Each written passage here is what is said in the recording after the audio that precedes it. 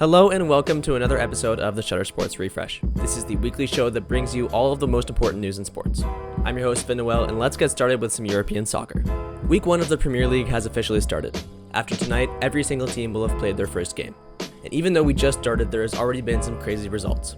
Most notably, Sunderland, who was recently promoted back into the Premier League from the second tier of English football called League One, ended up taking down popular team West Ham 3-0 on Saturday. And some other more boring matchups went down on the weekend as well, most notably Aston Villa and Newcastle, which ended up in a 0-0 draw.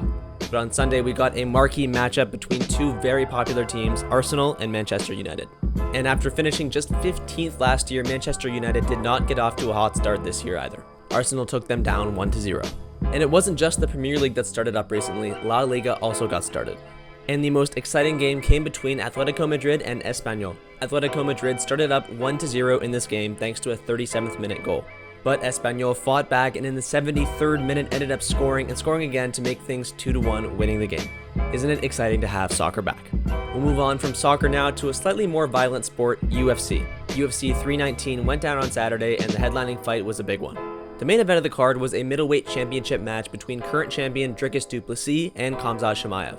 These are two big names, as du Plessis was known as one of the best fighters in the entire UFC pound for pound, and Chimaev was coming into this matchup 14-0. But surprisingly, this matchup wasn't even close.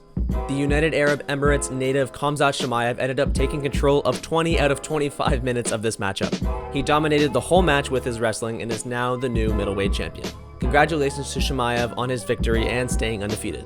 In golf now, the BMW Championship just went down, which is the second of 3 phases in the yearly FedEx Cup. And if you know golf, I bet you can guess who won this tournament. It was the now legendary Scottie Scheffler again. He's the best player in golf, and he showed that in this tournament, shooting 15 under. Fellow contender Robert McIntyre had a lead going into the 4th round, but ended up blowing it and giving it away to Scheffler. Now, there were 50 players in the BMW Championship, and the best 30 now move on to the final phase. This is the Tour Championship that goes down in Atlanta next week, so make sure you come back to the refresh to see what happens. Moving on now to tennis, we've gotten to the final round of the Cincinnati Open, which is one of the most prestigious non-Grand Slam tournaments in tennis. That match goes on today, actually, and it's between the number 1 and 2 in the world, Jannik Sinner and Carlos Alcaraz. And actually, as I'm recording this, the finals matchup ended up going down, but ending early. Jannik Sinner had to retire the match early due to illness, which means Carlos Alcaraz came out the winner. That being said, as I'm recording this, the women's final has yet to go down, and that is between number 3 in the world, Iga Swiatek, and number 9 in the world, Jasmine Paolini. Swiatek has been ridiculous already this year, having won Wimbledon just a few months ago, and Paolini is still on the rise, so this should be a fun matchup. I'll probably add the winner of the match in post here. Let's move on to some WNBA news now, as they are creeping towards the end of their season. In the Eastern Conference, it's the Atlanta Dream and the New York Liberty that are fighting for the number 1 spot. And in 3rd and 4th, it's the Indiana Fever and the Washington Mystics. And in the bottom of that Eastern Conference is the Chicago Sky and the Connecticut Sun, neither of which have surpassed 10 wins on the year. Not a great year for those two teams. And in the Western Conference, though, much like the NBA, it is much more contested. At the top of the West, though, it is the Minnesota Lynx, far above the rest with a record of 28-5. And currently tied for second are the Phoenix Mercury and the Las Vegas Aces. And fighting for that final playoff spot are the Golden State Valkyries, the Seattle Storm, and the LA Sparks. And the Dallas Wings are the strugglers of the West with only 9 wins, but they do have up-and-coming rookie Paige Beckers on their team, so their future is bright. And for our last piece of sports news this week, let's do a recap of the MLB. We'll start in the AL East, where the Toronto Blue Jays are still on top, but it's a very close race behind them. The Boston Red Sox and New York Yankees are both 10 games over 500 and take up 2 of the wildcard spots in the American League.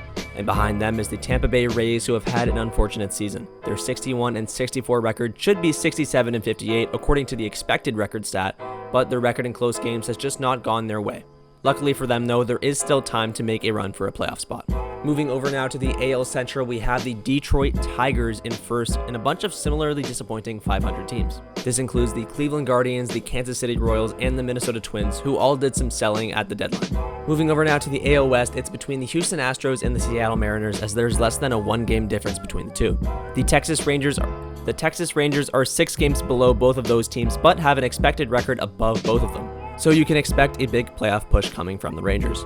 Let's move over now to the National League. We'll start things off with the Milwaukee Brewers, who have the best record in their division and as well as the best record in the MLB. They're sitting at a whopping 78-45, as well as 9-1 in their last 10. The Chicago Cubs and Cincinnati Reds behind them are both wildcard hopefuls, with the Cubs firmly in and the Cincinnati Reds 5 games above 500.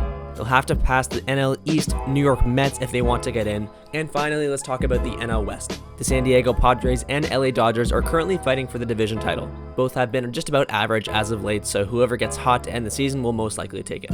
Stay tuned next week for some MVP talk and maybe some updates in the standings. And that's it for this week's episode of the Shutter Sports Refresh. I've been your host, Finn Noel, and I hope you enjoyed watching and that you learned something. You can check me, Shutter Sports Media, and our writer Lucky Roberts out on Instagram right down here. Thanks for watching.